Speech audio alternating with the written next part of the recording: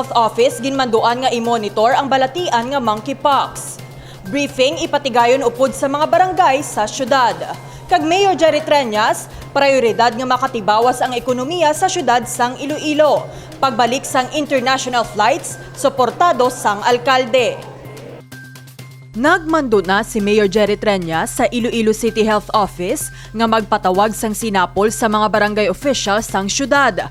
Agud ipaathag kag madiskusyonan ang balatian nga monkeypox. Ang monkeypox isa ka balatian nga mahimo makuha pinaagi sa transmission o kun close contact sa infected nga tawo o kun sapat, kag pinaagi sa open wounds, body fluids, kag respiratory droplets. Kung madumduman, na-record ang 11 nga kaso sang balatian sang Hulyo 19. Suno sa Department of Health, isa ini ka 31 anyos nga Filipino gikan sa luwasang pungsod kung sa diin may mga kaso man sang monkeypox.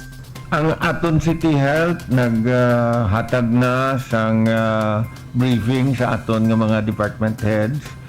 Dapat schedule ko subong sa aton City Health nga through Zoom mamit sa aton nga mga barangay officials para makabrief man sila parte sa ini nga monkeypox, no? Siguro doon lang naton kay siling nila infectious man ini. Amo na nga kinalan pabalon tagid. Lakip sa sintomas sang monkeypox, amo ang hilanat, pagpalanakit sang kalawasan, kag rashes nga makit-an sa nawong, kamot kag tiil. Sa karon, ginaplanuhan man kung ano pagid ang pwede nga mangin preparasyon sang syudad batok sa balatian. Ginapreparahan nato na, no? And after the briefing, tiara na ang aton nga mga barangay health workers. Ang aton worry kay balaan nyo, open man ang aton nga mga borders, sige man abot sa mga halin sa sagwa, no? And most of the time, maabot ni rin ini halin sa sagwa. So, batayan lang naton, we will monitor. Kag ginaistoryanan na ganyan namon nga kung kinanlan, may mga isolation areas kita nga pwede mabutangan sa mga pasyente naton.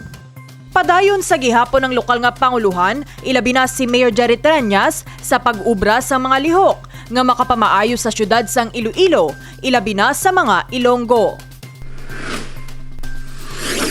Madamo nga mga Ilonggo ang nadulaan pala nga buhian, kag pilaman ka mga negosyo ang naguntat ang operasyon bangod sa pandemya.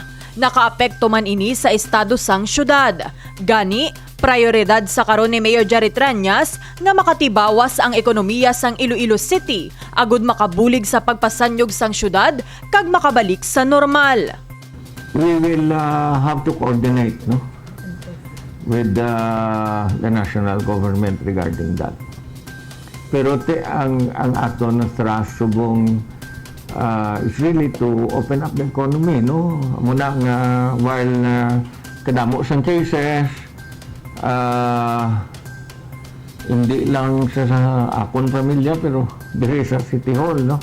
May mga pila kami kabilog din nga mga empleyado kag empleyada nga nagpa-swab subong aga. We still have to open the economy, you know, after so long daw naging sira naton, kadamo naging wise ang trabaho, kinahanglan tagid i-revive ng economy.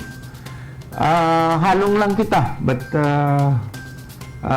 mabudlay na kung magsira kita sang aton nga borders. Magapabilin man nga bukas ang border sang syudad sang Iloilo, bangod para kay Mayor Treñas, dako ang mabulig sini sa ekonomiya sang syudad, kag mabuligan man ang mga Ilonggo nga madugay na nga wala sang palangabuhian. Suportado man sang alkalde ang pagbalik sang international flights. Ako open ako sina, no? And the more flights that will come here, the better for all of us.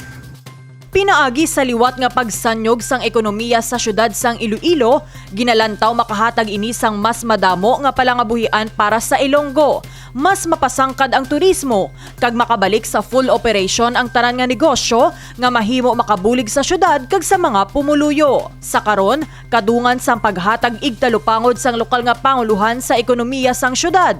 Ginahatagan man sang atensyon ang pagpasigurado sang seguridad kag kaayuhan sang tagsa ka Ilonggo sa syudad sang Iloilo. Justine Catalan para sa Level Up Patrol.